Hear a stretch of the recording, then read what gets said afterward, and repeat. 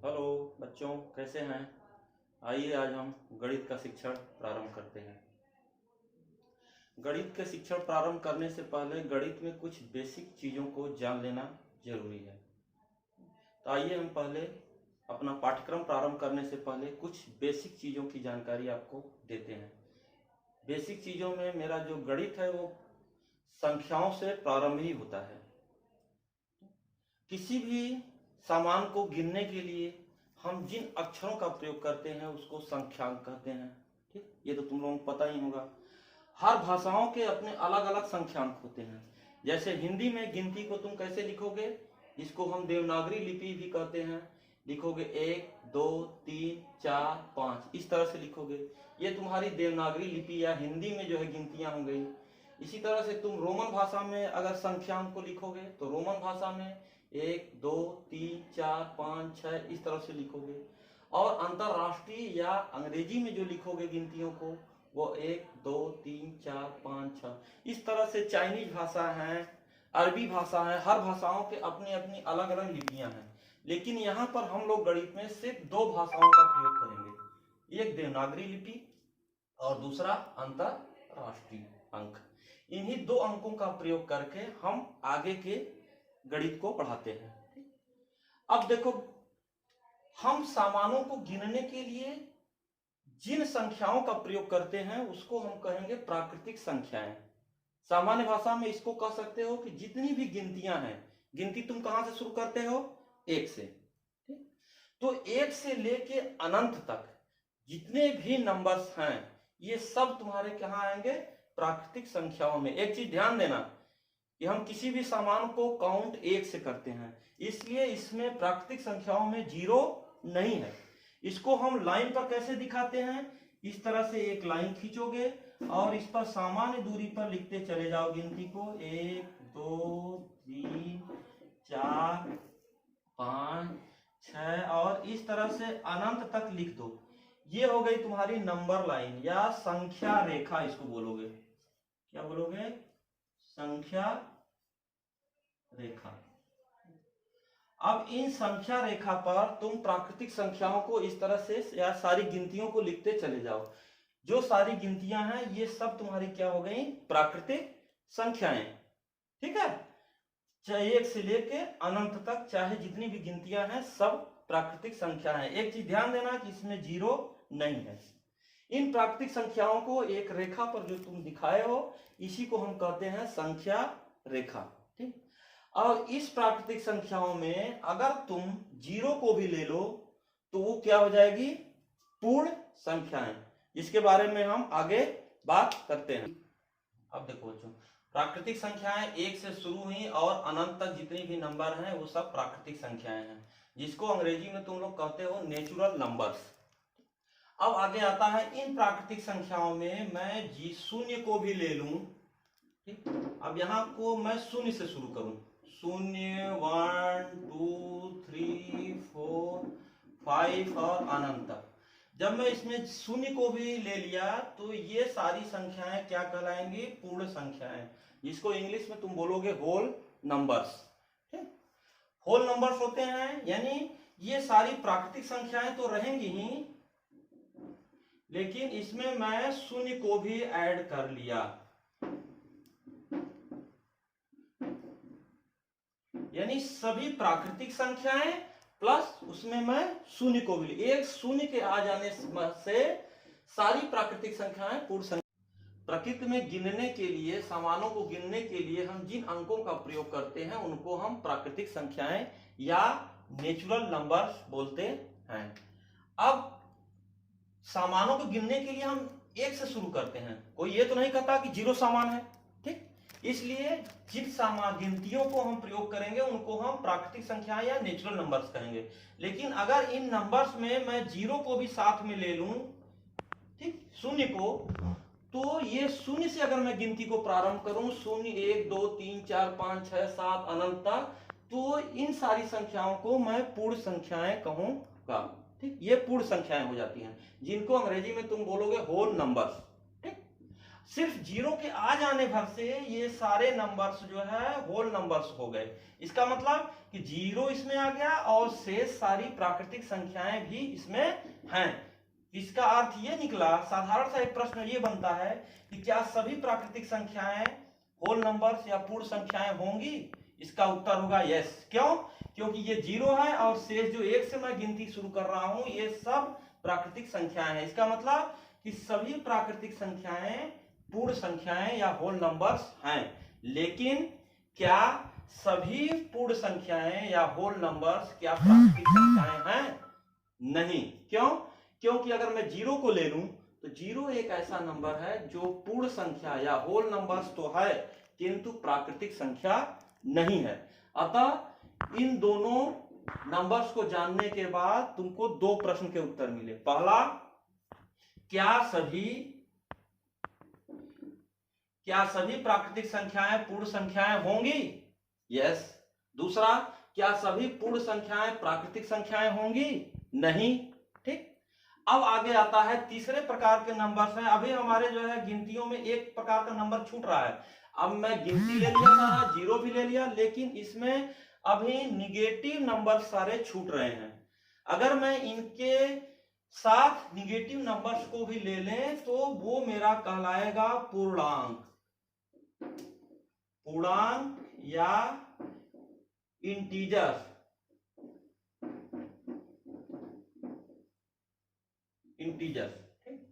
इसमें जो है हमारे सारे नंबर्स आ जाएंगे।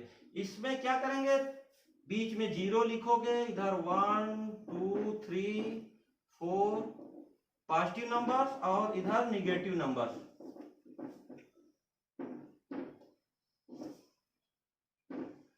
इनको हम सब एक नंबर लाइन पर शो करते हैं।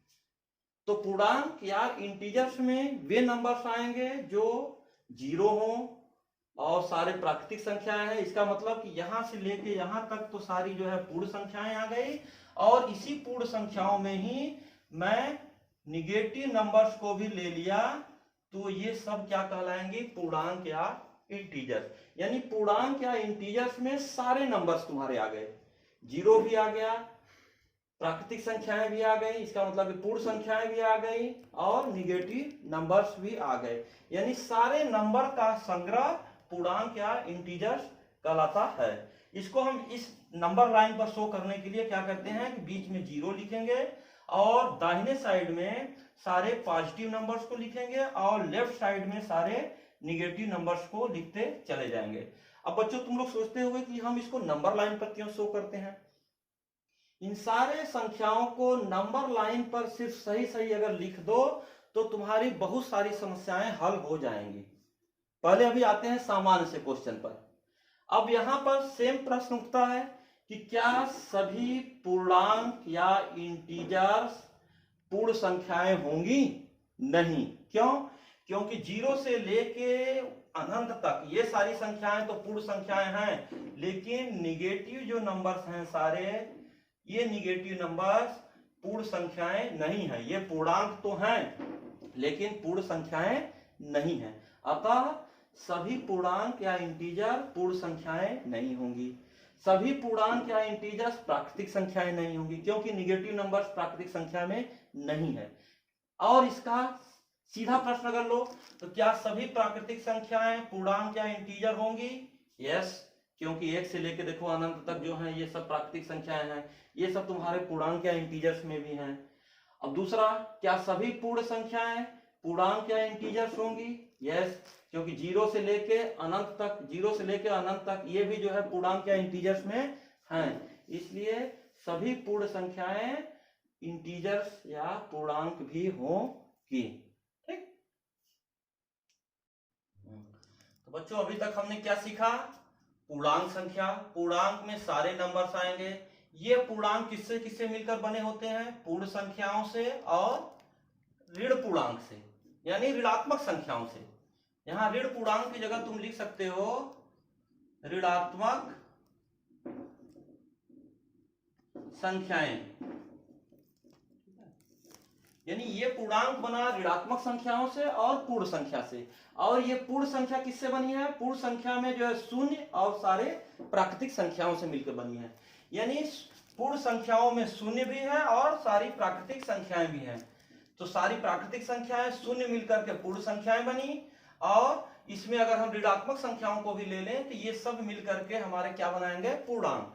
अब इस चार्ट के माध्यम से तुम सारे प्रश्नों के उत्तर दे सकते हो। जैसे अभी मैंने ये कहा कि क्या सारे ऋणात्मक नंबर्स पूर्ण संख्याएं होंगी? तो नहीं।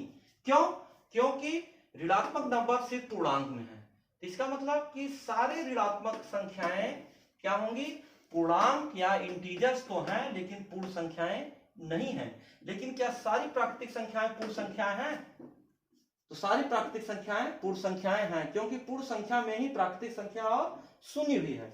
इसी तरह से जो है ये तुम्हारा जो है फंडा क्लियर हो गया कि पूर्णांक क्या होते हैं, पूर्ण संख्याएं क्या होती हैं, प्राकृतिक संख्याएं क्या होती हैं।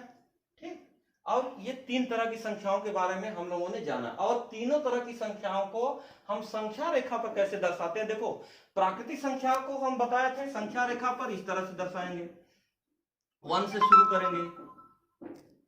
ठीक, ये अनंत का निशान है, यानी चाहे गिनती जितने तक पढ़ते चले जाओ। ये हम प्राकृतिक रेखाओं को संख्या रेखा पर दर्शाएंगे। और इसी तरह से पूर्ण संख्या को हम कैसे दर्शाएंगे, पूर्ण संख्या को हम 0 से शुरू करेंगे, 0 1 2 3 4 5 6 और ये इंफिनिटी तक। ये हो गया प्राकृतिक संख्याओं को संख्या रेखा पर दर्शाना, ये हो गया पूर्ण संख्या को संख्या रेखा पर दर्शाना। और पूर्णांक जिसमें कि सारे नंबर्स आ जाएंगे, इनको हम संख्या रेखा पर कैसे दर्शाएंगे, इनको संख्या रेखा पर दर्शाने के लिए हम एक रेखा खींचेंगे, बीच में 0 को रखेंगे। इसके दाहिने साइड में हम धनात्मक संख्याओं को लिखते चले जाएंगे इंफिनिटी तक, और ऐसे ही बाएं साइड में हम ऋणात्मक संख्याओं को लिखते चले जाएंगे। ये हो गई मेरी संख्या रेखा। इस संख्या रेखा का महत्व बहुत ही है। इस संख्या रेखा के माध्यम से तुम कई सवालों के उत्तर कर सकते हो, जोड़ कर सकते हो, घटाव कर सकते हो, संख्याओं में बड़ा और छोटा कर सकते हो। इस संख्या रेखा का सबसे बड़ा गुण ये है, इस संख्या रेखा को हम बाएं से लेकर दाहिने साइड तक बढ़ते हुए क्रम में संख्याओं को इंगित करते हैं। जैसे देखो, 0 क्या है, 0 के दाहिने साइड में धनात्मक संख्याएं हैं, 0 के बाएं साइड में क्या है, ऋणात्मक संख्या है। लेकिन 0 क्या है, अगर कोई ये कहे कि 0 कौन सी संख्या है, 0 धनात्मक है कि ऋणात्मक है, तो बेटा एक चीज ध्यान रखना कि 0 न तो धनात्मक संख्या है और न ही ऋणात्मक संख्या है। 0 को कभी ये मत कहना कि 0 ऋणात्मक है या 0 धनात्मक है। 0 के दाहिने साइड में धनात्मक संख्याएं हैं, बाएं साइड में ऋणात्मक संख्या है, लेकिन 0 एक ऐसा है अंक जो न तो धनात्मक है और न ही ऋणात्मक है। तो ये संख्या रेखा हमको ये दर्शाता है कि बाएं से लेकर दाहिने तरफ जैसे जैसे हम बढ़ते जाएंगे हमारी संख्याएं बढ़ती जाएंगी। तो अभी तक तो धनात्मक संख्याओं में कोई दुविधा ही नहीं था, तुम बता देते थे सट देन कि कौन सी संख्या बड़ी है। जैसे अभी मैं 0 और 1 में कहूंगी कौन सी संख्या बड़ी है तो कह दोगे 1 बड़ी है। अभी 2 और 5 में कह देंगे कौन सी बड़ी है तो कहोगे 5। 5 क्यों बड़ी है, क्योंकि 2 से दाहिने साइड में 5 है। तो हम जैसे ही 2 से आगे बढ़ते जाएंगे हमारी संख्याएं बढ़ती जाएंगी, तो ठीक है। लेकिन अगर मैं ऋणात्मक को भी ले लिया, जैसे कहा ऋण 3 बड़ा है या ऋण 2 बड़ा है, तो क्या कहोगे, देखो ऋण 3 जो है बाएं साइड में है, ऋण 3 से ऋण 2 पर जाने के लिए हम दाहिने साइड में जा रहे हैं। इसका मतलब ये क्या हुआ कि ये संख्या रेखा हमको ये बता रही है कि मेरा ऋण 2 ऋण 3 से बड़ा है, ऋण 2 ग्रेटर है ऋण 3 से। ठीक, क्यों, क्योंकि ये संख्या रेखा पर दाहिने साइड में है ऋण 2। इसी तरह से जो है अगर ऋण 1 और 0 में मैं कहूं कि कौन सी संख्या बड़ी है तो क्या कहोगे, 0 बड़ी है। क्यों, क्योंकि ऋण 1 से आगे 0 है। ठीक, तो अभी तक धनात्मक संख्याओं में तो कंफ्यूजिंग नहीं था, बड़ा छोटा में, लेकिन अब जब मैं इसको सारी संख्याओं को एक संख्या रेखा पर लिख लिया तो तुम अगर संख्या रेखा लिख लो तो संख्या रेखा के माध्यम से बता सकते हो कि कौन सी संख्या बड़ी है कौन सी संख्या छोटी है। देखो ऋणात्मक संख्याओं में ठीक उल्टा होता चला जा रहा है। जैसे अभी मैं ये ऋण हटा दूं, सिर्फ दोनों को धन धन कर दूं, 2 और 3 में कौन बड़ा है तो सीधे कहोगे 3 बड़ा है। लेकिन अगर मैं दोनों संख्याओं को ऋण ऋण कर दिया तो जो छोटा है वो बड़ा हो गया। क्यों, क्योंकि वो ऋण ऋणात्मक संख्याएं बाएं दाहिने साइड में है। जैसे जैसे हम दाहिने साइड में बढ़ते जाएंगे संख्याएं मेरी बड़ी होती जाएंगी। इससे ये कंक्लूजन मेरा साफ हो गया क्या, कि सभी ऋणात्मक संख्याएं सभी धनात्मक संख्याओं से बड़ी है, इवन जीरो से भी छोटी है। अरे सॉरी, सभी ऋणात्मक संख्याएं सभी धनात्मक संख्याओं से क्या है, छोटी है। ठीक, क्यों? इवन जीरो भी ऋणात्मक संख्याओं से बड़ी है। क्यों? क्योंकि जीरो के बाएं साइड में सारी ऋणात्मक संख्याएं हैं। इसका मतलब कि ऋण 5, ऋण 4, ऋण 3, ऋण 2, ऋण 112 जो भी संख्या मैं कहूं वो सब जो है शून्य से छोटी है। ठीक, लेकिन ऐसे ही सारी धनात्मक संख्याओं से भी ऋणात्मक संख्याएं सारी छोटी हैं। प्रश्न तब उठता है जब दोनों ऋण ऋण हों, तब ये देखा जाता है कि कौन लेफ्ट में है कौन राइट में है। ठीक है, अभी इतना ही सब कुछ। अभी जो है पूर्णांक आज हम लोगों ने सीखा, पूर्णांक, प्राकृतिक संख्या, पूर्ण संख्या और पूर्णांक, और संख्या रेखा पर बड़ा छोटा।